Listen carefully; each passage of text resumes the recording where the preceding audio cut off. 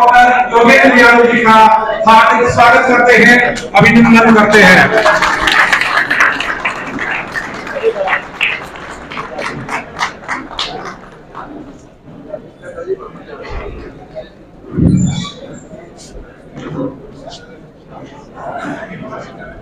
आदरणीय योगेंद्र यादव जी समाज के लोगों से मिल रहे हैं।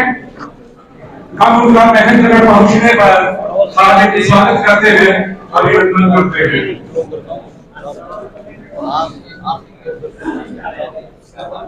मैंने रघु यादव जी के बेटे का नाम सज्जन यादव बता दिया था आपको, उनका नाम सृजन यादव है, सृजन यादव।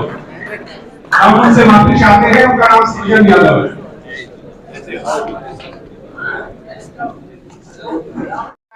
जोरदार तालियों से स्वागत कीजिए। सैनिक समाज की तरफ से नगर पालिका के पूर्व प्रधान भाई विजय भोजी। इसके ज्यादा किससे क्या कहूं मैं आपसे। कर्नाटका में जो हो रहा है वो आपने देखा होगा, क्या किस्सा हो रहा है। बोलते हुए मेरे को शर्म आती है, जुबान मैं गंदी नहीं करूंगा। मैं नहीं कहता कि कोई प्रधानमंत्री पूरे देश की हर बेटी को एकदम बचा सकता है, नहीं बचा सकता। कोई भी हो, किसी को भी बना दो, देश में हर महिला के साथ गलत काम अगले दिन सुबह रुक नहीं जाएगा। लेकिन भाई जब आपको पता लग गया कि कोई है, तब तो आप उस पर कार्रवाई कर सकते हो। तो कार्रवाई ना करो, आप अपने आप को तो उससे दूर कर सकते हो कि भाई ऐसे गलत काम में मेरे को तो दूर कर दे। आप मंच पे जाके उस आदमी के लिए वोट मांग रहे हो, जिसपे 3 दिन पहले, 3 हफ्ता पहले बहस हुई थी जी इस आदमी के बारे में, ऐसी एक वीडियो है, इसने हजारों औरतों के साथ गलत काम किया है, इसको टिकट मिल गई तो जी फिर ये बड़ा इशू बन जाएगा इलेक्शन में। ये सारी चर्चा हो चुकी थी 3 हफ्ता पहले।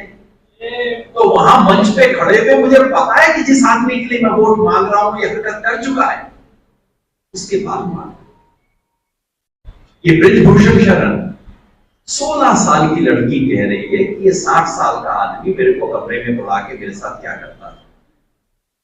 ठीक है, मैं नहीं कह रहा प्रधानमंत्री ने करवाया, पर जब आपको पता लग गया कि ये है, आप इतना तो कह सकते हो कि भाई साहब नमस्ते, ये यहां से उतरो, कुर्सी से उतरो, मेरी पार्टी का लेना देना नहीं है आपसे।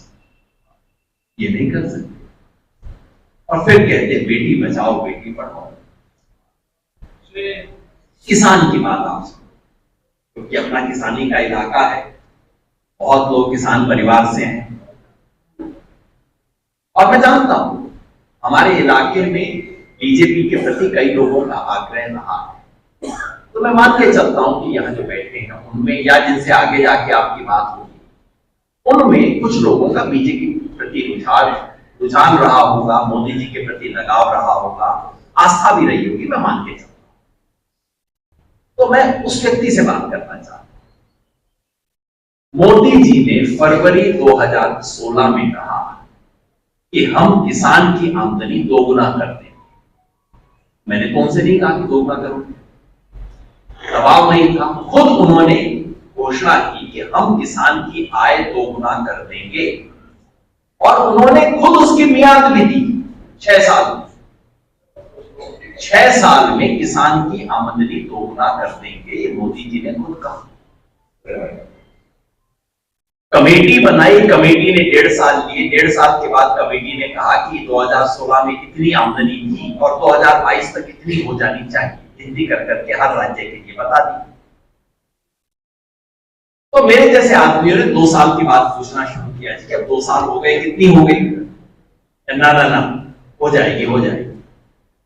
तो महेंद्रगढ़ से चंडीगढ़ जाना है, 6 घंटे में पहुंचा देंगे। 2 घंटे हो गए, अभी भी मैं महेंद्रगढ़ के चौक पे ही घूम रहा हूँ। मैं तो भाई साहब 2 घंटे तो हो गए। ना ना ना, 6 घंटे में पहुंचा देंगे। चुप रह चुप रह। फिर 4 घंटे हो गए, 4 साल हो गए। मैंने कहा भाई 4 साल हो गए, अब तक कितनी बढ़ा दी?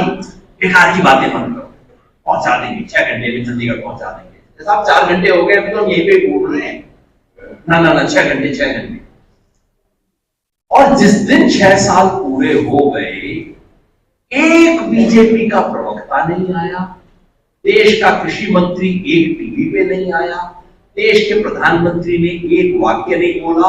और तब से लेके आज तक 2022 फरवरी में मियाद पूरी हो गई।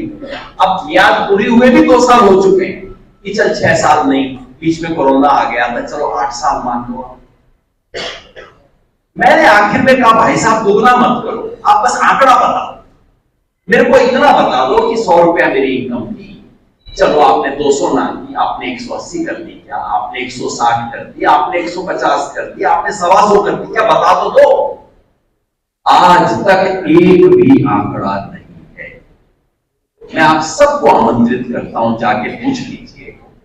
6 साल तक कान खा गए, डबलिंग डबलिंग डबलिंग डबलिंग, दुगनी करेंगे दुगनी करेंगे, कोई बात नहीं, किसान की आमदनी दुगनी करेंगे जैसे हो गई मेरे बोलने से, और उसके बाद हाथ झाड़ा और चल दिए।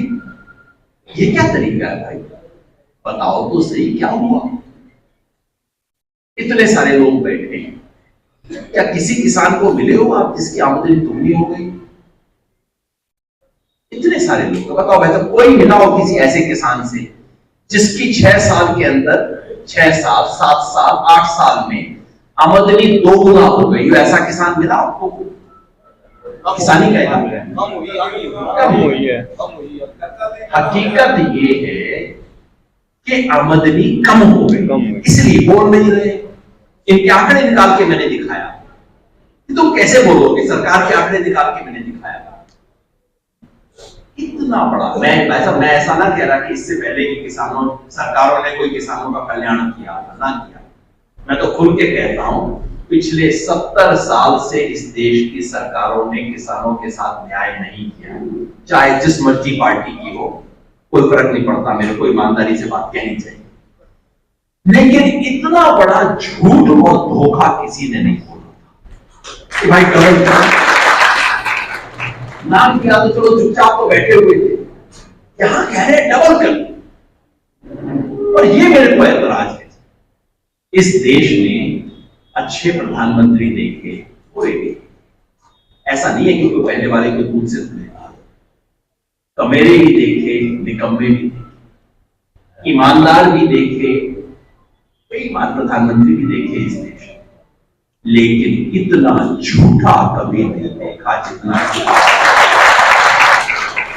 मैं पूरी गंभीरता से कहता, इतना झूठ।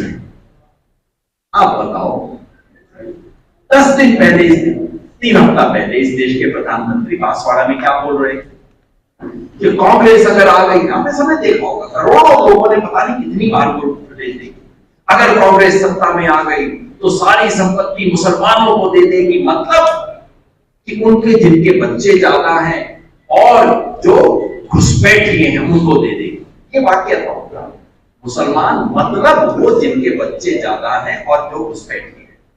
पूरे देश के सामने आपने 20 करोड़ लोगों को घुसपैठिया कह दिया। अब 3 दिन पहले एक पत्रकार ने उनसे सवाल पूछा, जी आप इतना हिंदू मुसलमान क्यों करते हो और आपने मुसलमानों को घुसपैठिया क्यों कहा? आपने जवाब सुना मोदी जी? मतलब क्या एक्टिंग करता है आदमी, मतलब सीधा बॉम्बे में भेजना चाहिए। क्या बोले, क्या बोल रहे? अरे आपने क्या बात कर दी, कैसे ले सकते हैं आप? अरे भाई करोड़ों लोगों ने देखे, फिर बोले क्या? बोले मैंने तो ये कहा कि जो गरीब लोग होते हैं उनके बच्चे बहुत ज्यादा होते हैं। जिस दिन मैं हिंदू मुसलमान करूंगा, समझ लीजिए मेरा सार्वजनिक जीवन समाप्त हो, प्रधानमंत्री ने कहा। अब आप इसके निष्कर्ष निकाल लीजिए। पहला तो, अगर स्कूल में 8वीं क्लास का बच्चा टीचर के सामने ये बोले, टीचर कान पकड़ेगा, कहेगा तुम्हें उर्दू समझता है? अच्छा, यहां तो आंख की बात है, नहीं यहां तो वीडियो है। पहली बात बोल के, एक तो थूकना नहीं चाहिए, और थूक के चाटना तो और भी बुरी बात है। दूसरी बात, सच्ची मैं बता रहा हूं, शर्म आती है मेरे देश का प्रधानमंत्री ऐसे काम कर रहा है। अब कोई बच्चा, अगर स्कूल का बच्चा देख रहा होगा, उसको क्या प्रेरणा मिलती है कि प्रधानमंत्री बातें कर सकता है, तो फिर मेरा क्या है कि मेरी मम्मी मैं कल तो स्कूल गया था, दीदी मैंने ये किया था, फिर प्रधानमंत्री बोल रहा है, मैं बोल रहा हूं, क्या फर्क पड़ता है? दूसरा, आप इसका निष्कर्ष सोचिए, मोदी जी क्या कह रहे हैं कि कांग्रेस लोगों की संपत्ति लेके उनको दे देगी जिनके बच्चे बहुत ज्यादा होते हैं। फिर 10 दिन बाद मोदी जी कहते हैं बच्चे तो उनके ज्यादा होते हैं जो बेचारे गरीब होते हैं। वो सच बात बोली, पहली बार उन्होंने सच बात नहीं बोली, बच्चे उनके ज्यादा होते हैं जो गरीब। दोनों बातों को जोड़ दीजिए, समीकरण नंबर 1 समीकरण नंबर 2, अर्थात कांग्रेस इस देश की संपत्ति गरीब लोगों को देगी। क्या ऐतराज है जी आपको इसमें? प्रधानमंत्री की अपनी बात, मेरी बात नहीं। मैं तो ये दो समीकरण 1 और 2 को जोड़ के बता रहा हूं कि इसका निष्कर्ष ये निकलता है। दूसरा समीकरण और ज्यादा अच्छा है। मोदी जी कहते हैं जिस दिन मैं हिंदू मुसलमान करने लगूं मेरा सार्वजनिक जीवन समाप्त हो जाएगा। ऐसा ही कोई डायलॉग था, वो एग्जैक्ट शब्दशः नहीं बता रहा हूं। और सारे देश ने देख लिया कि 3 हफ्ता पहले उन्होंने हिंदू मुसलमान किया और लगातार कर रहे हैं। कभी कह रहे हैं मंगलसूत्र जाएगा, कभी कह रहे हैं तुम्हारी भैंस दे जाएंगे, कभी कह रहे हैं कुछ। तो भाई इसका मतलब है मोदी जी का सार्वजनिक जीवन आज से 25 दिन पहले समाप्त हो चुका है। उनकी बात बता रहा हूं, मैं अपनी तरफ से कोई निष्कर्ष नहीं बता रहा, उन्हीं की बात का मतलब निष्कर्ष बता रहा हूं। आप जरा सोचो, मैं जानता हूं इस पे मुसलमान वाले सवाल पे लंबी चर्चा मैं यहां नहीं करूंगा, मैं सिर्फ एक बात कहता हूं।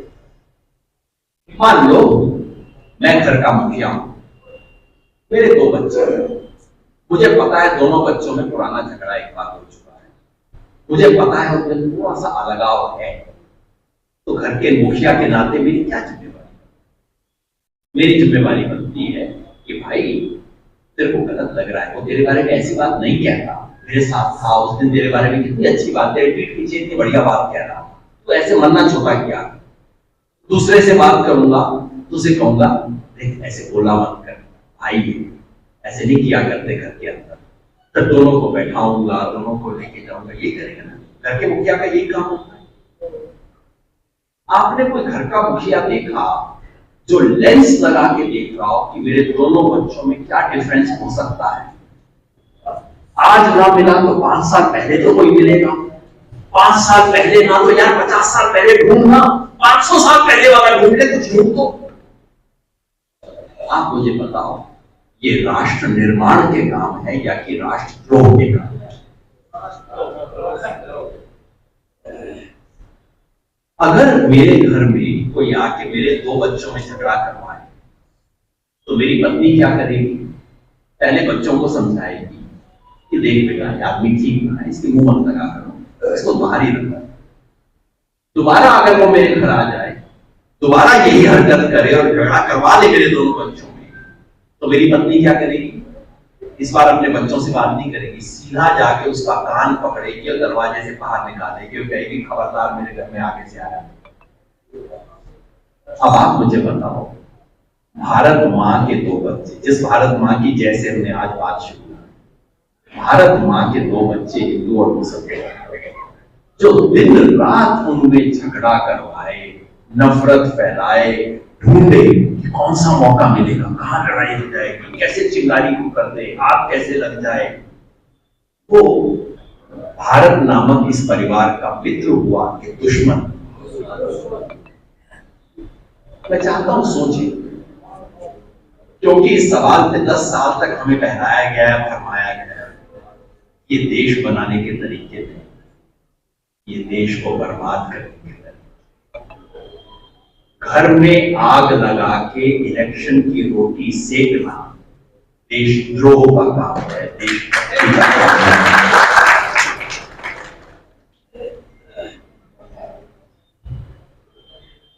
तो जो मैंने शुरू में कहा, 10 साल के बाद देश में चुनाव है और खेल ये है कि एग्जाम पास हो जाए, किसी सवाल का जवाब ना देना पड़े।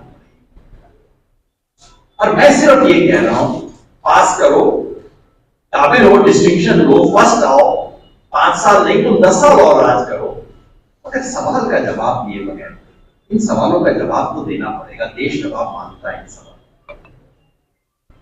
अब इन्होंने क्या क्या रास्ते निकाले? एक रास्ता है मोदी, कोई भी बात करो उस पे ढक्कन मोदी, फर्जी मोदी। तो मैंने कहा, मेरे से पूछा पत्रकारों ने, क्योंकि टीवी के पत्रकार वही सवाल पूछते हैं जो कि बीजेपी चाहती है कि वो पूछे। तो टीवी के पत्रकारों ने आके मेरे से पूछा, जी मोदी के सामने कौन है आप बताइए। मैंने कहा जी मोदी के सामने बुद्धा। ये मोदी बनाम मुद्दे का चुनाव है। मुझे तो मुद्दा में वो सोच रहे थे किसी और नेता का नाम तो मैं क्यों लूं भाई? मोदी के सामने मुद्दा, मुद्दे का जवाब। अब कल नड्डा जी तक खबर पहुंच गई तो कल नड्डा जी ने कहा मोदी ही मुद्दा है। क्या हो गया तुम्हारी बात? आपको ध्यान होगा इमरजेंसी में ऐसे ही कांग्रेस वाले ने भी कहा था कि Indira is India, India is Indira. बिल्कुल याद है। तो क्या मती मारी गई, मोदी ही मुद्दा है। अच्छा तो ये बात ना चली, फिर इन्होंने हिंदू मुसलमान चलाया। इस बार उसका भी इतना असर ना हुआ। पहले हुआ अच्छे खासे लोगों पे हुआ, ठंडे दिमाग वाले लोगों पे भी हुआ, पर वो काठ की हांडी है, हर बार आग पे नहीं चढ़ती। एक बार चढ़ा लो, कितनी बार चढ़ा। इन्होंने हर तरह की तिकड़म का भी इस्तेमाल किया और मुझे दुख होता है कि भारत का चुनाव आयोग भी उस तिकड़मों का हिस्सा बन गया है। आप सोचो आजकल आईपीएल का मैच चल रहा है ना, सीजन, हमारे बच्चे जरूर देखते होंगे। आईपीएल का सीजन चल रहा है तो उसमें आप सोचो मैच शुरू होने से 2 घंटा पहले अगर अंपायर बदल दिया जाए तो कैसा लगेगा मैच आपको? और अगर आपको पता लगे कि अंपायर का फैसला सामने वाली टीम के कैप्टन ने लिया है तो मैच शुरू होने से 2 घंटा पहले कैप्टन ने चुनाव किया कि मेरे मैच का अंपायर वो लोग नहीं होंगे, ये 2 नए लोग होंगे, तो गड़बड़ लगेगी ना। यही इस देश में हुआ है। चुनाव की घोषणा होने से 1 सप्ताह पहले इस देश के चुनाव आयुक्त ने, अरुण गोयल ने, जो कि मुख्य चुनाव आयुक्त बनने वाला था कुछ महीनों में, उसने अचानक इस्तीफा दे दिया। बंदे का नाम नहीं पता, लापता हो गया, एक इंटरव्यू नहीं, कुछ नहीं, क्या हुआ, और रातों रात उसकी जगह 2 नए लोग ले आए गए। और 2 वो लोग जिनके बारे में सुप्रीम कोर्ट ने कहा था कि इस तरीके से अपॉइंटमेंट नहीं करने चाहिए, गलत तरीका है। यही नहीं, मैच में यह भी नियम बना दिया गया कि पानी की बोतल सिर्फ एक टीम को मिलेगी, दूसरी टीम को नहीं मिलेगी, राशन भी नहीं मिलेगा। कांग्रेस पार्टी का अकाउंट फ्रीज कर दिया इन्होंने इलेक्शन के बीच में। फिर भी मैच हाथ से जाता दिखा तो सामने वाली टीम के 2 बैट्समैन को पकड़ के बाहर निकाल दिया मैदान से। अरविंद केजरीवाल और हेमंत सोरेन। मैं अरविंद केजरीवाल का समर्थक नहीं हूं, उनकी पार्टी के साथ कतई नहीं हूं, 8 साल से अलग हूं, विरोध किया है, उनकी शराब की नीति का भी ग्राउंड पे विरोध किया है, क्योंकि किसी भी तरह के शराब के प्रसार का मैं विरुद्ध रहा हूं, हमेशा रहा हूं, करूंगा जिंदगी भर। लेकिन इसका मतलब ये नहीं है कि बीच चुनाव में आप सिर्फ इस नियत से, मेरे को कानून बड़ा लोग बताते हैं, मैं कह यार मेरे को इतना कानून ना सिखाओ, ये मैं भी जानता हूं, बच्चा बच्चा जानता है। इस वक्त केवल एक ही नियत है हेमंत सोरेन को अंदर करने की और अरविंद केजरीवाल को। पहले नेता तोड़ो, फिर पार्टी तोड़ो, फिर सरकार तोड़ो, ये खेल है। इस खेल का मैं हिस्सा कभी नहीं। ये लोकतंत्र का खेल नहीं। विरोध करना है मेरे को अरविंद केजरीवाल का, सड़क पे जाके करूंगा, जनता को समझाऊंगा, ये काम नहीं चलेगा। तो ये हो रहा है, लेकिन अब जनता समझ गई है। इतना सब होने के बाद सच बताऊं आपको, बीजेपी के खिलाफ पार्टियां कम लड़ रही हैं, पब्लिक ज्यादा चुनाव।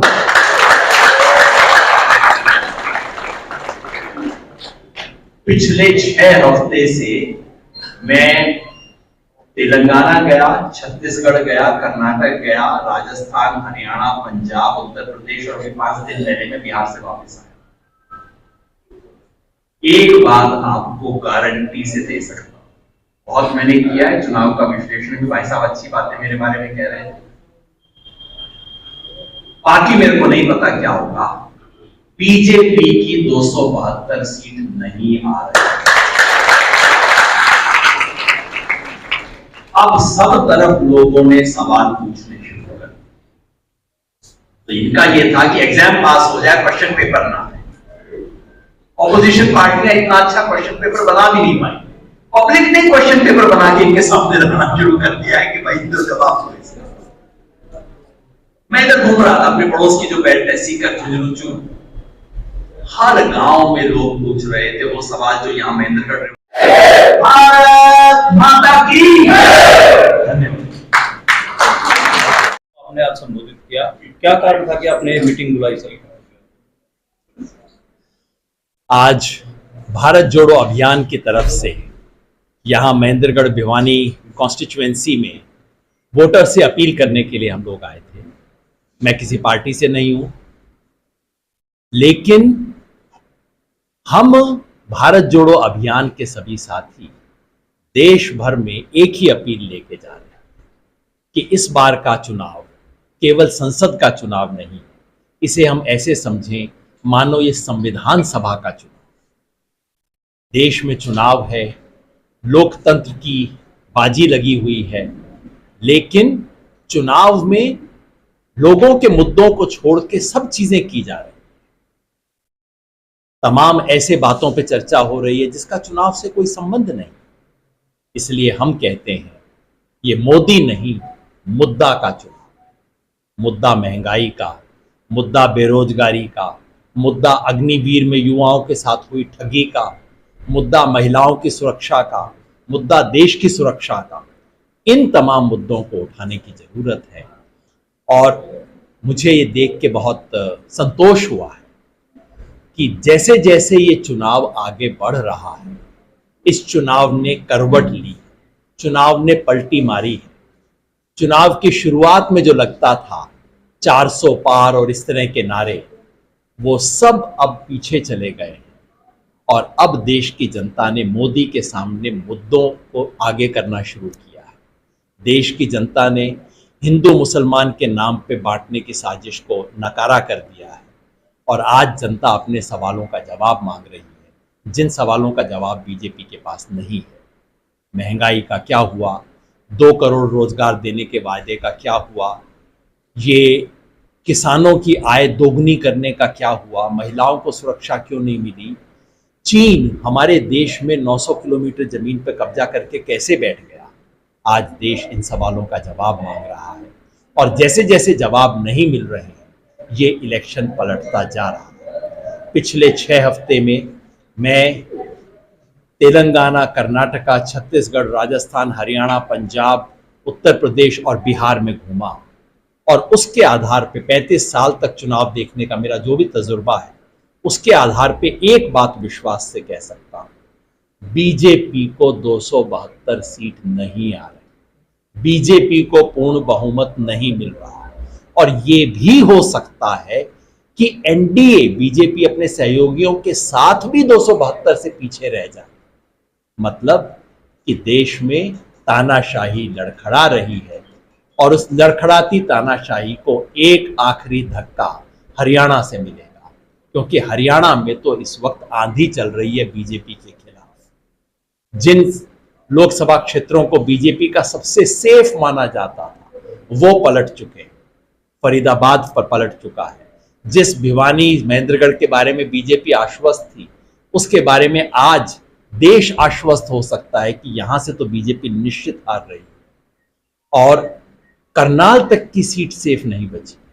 मतलब कि हरियाणा की जनता ने तो मन बना लिया है, चुनाव पलट रहा है और मुझे विश्वास है कि पिछले 10 साल से देश में जो कुशासन हुआ है और लोकतंत्र का जो गला घोंटने की कोशिश की है, उसका माकूल जवाब जनता अपने वोट की चोट से देगी। सर, किसानों की सरकार बताते हैं ₹1 तक के चेक आते थे, फिर कैसे आप उसकी तुलना करेंगे? बीजेपी का बड़ा सुंदर फॉर्मूला है, किसानों को 6,000 रुपया दे दिया जाता है किसान सम्मान निधि के नाम से, बहुत अच्छी बात है, और दूसरी जेब से 10,000 रुपया निकाल लिया जाता है। कैसे? डीएपी का क्या हुआ, पोटाश का क्या हुआ, यूरिया का क्या हुआ, डीजल के दाम का क्या हुआ। जहां जहां मैंने किसान के साथ बैठ के हिसाब किया है कि कितने का नफा हुआ, कितने का नुकसान हुआ, ये नुकसान का घोटा का सौदा है, बार बार पता लगा है।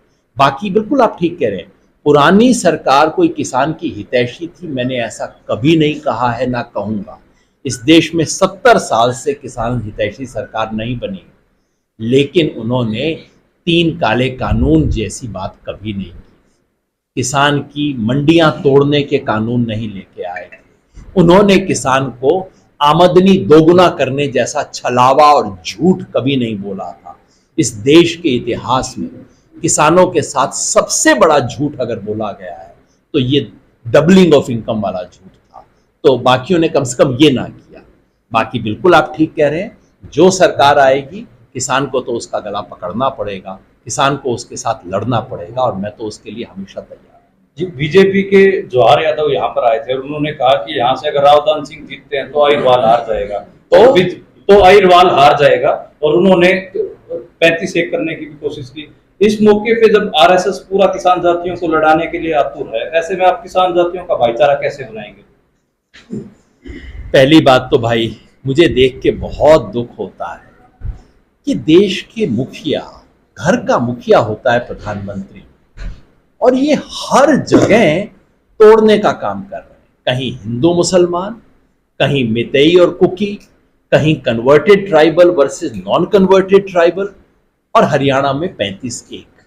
अंग्रेज और क्या किया करते थे? फूट डालो और राज करो, ये तो अंग्रेजों का फॉर्मूला है। वही फॉर्मूला इस देश में बीजेपी अपना रही है। लेकिन कुछ है इस देश की मिट्टी में, ये मिट्टी इसको स्वीकार नहीं करती। कुछ समय चल जाता है, एक आधे इलेक्शन के अंदर ये सब झूठ चीज चल जाती है, लेकिन इस बार जब मैं भिवानी गया, भिवानी, तोशाम, लोहारू, दादरी, चारों तरफ गया, सब तरफ वहां के किसानों ने कहा, भाई साहब मुझे तो इस बार कोई जाति दिखाई नहीं देती, किसानी मेरा धर्म, किसान मेरी जाति, हम जात को देख के नहीं देंगे, हम 3 काले कानून लाने वाली सरकार के खिलाफ वोट देंगे। और मुझे विश्वास है अगर वो लोग जात बिरादरी से ऊपर उठ के वोट दे सकते हैं तो यहाँ महेंद्रगढ़ की जनता भी जात बिरादरी से ऊपर उठ के जात बिरादरी के नाम पे नहीं अलग होके करेगी। और ऐसे में बीजेपी के नेता आके दोबारा यहाँ जात बिरादरी की चिंगारी को सुलगाने की कोशिश करें, उससे उनकी नीयत साफ होती है और उनकी बौखलाहट भी साफ होती है। जो अहिरवाल हार जाने का जो बयान है, अगर रावदान सिंह जीत जाते हैं तो उसको कैसे देखते हैं? भाई एक बात मैं सच कहूँ, मैं किसी जाति के नाम पे किसी क्षेत्र का नाम बोलता नहीं, मैं बोल पाता नहीं, ना मैं किसी को जाटलैंड बोलता, ना किसी को बोलता। दक्षिण हरियाणा का इलाका है, तमाम जातियां यहाँ रहती हैं, और ये कहना कि ये इलाका हार जाएगा, मैं तो समझता हूँ जिस दिन भिवानी का किसान और महेंद्रगढ़ नारनौल का किसान एक दूसरे का हाथ पकड़ लेगा तो ये इलाका दक्षिण हरियाणा खड़ा हो जाएगा। मेरी तो शिकायत रही है बहुत सालों से कि ये देश आज़ाद हो गया लेकिन ये दक्षिण हरियाणा गुलामी से मुक्त नहीं हुआ है। जिस दिन किसानी के सवाल को ऊपर करना हम सीख जाएंगे उस दिन सचमुच यहाँ की गुलामी समाप्त हो जाएगी। अच्छा, आप जिस तरह से कह रहे हैं दक्षिण हरियाणा के साथ भेदभाव हुआ है, कांग्रेस राज में भी भेदभाव हुआ था, लेकिन इस सरकार में रोड बनाए गए हैं, कई सारे एम्स की जो घोषणा की गई उसको किस तरह से फिर देखते हैं? मैं घोषणा से नहीं देखता जी, मैं काम से देखता हूँ। आपने एम्स का नाम ले लिया, मणेठी एम्स के अंदर क्या क्या नाटक हुए हैं, कितना बार झूठ बोला है इन लोगों ने। ये बात जरूर है, अगर घोषणा से विकास होता तब तो सिर्फ दक्षिण हरियाणा नहीं पूरे देश का विकास हो जाता। अगर घोषणा से विकास होता तो हम तो अमेरिका से बहुत आगे निकल चुके हैं। दिक्कत यह कि घोषणा से विकास नहीं होता, तो घोषणा और सच्चाई में थोड़ा अंतर रह जाता है। ठीक है जी, बहुत बहुत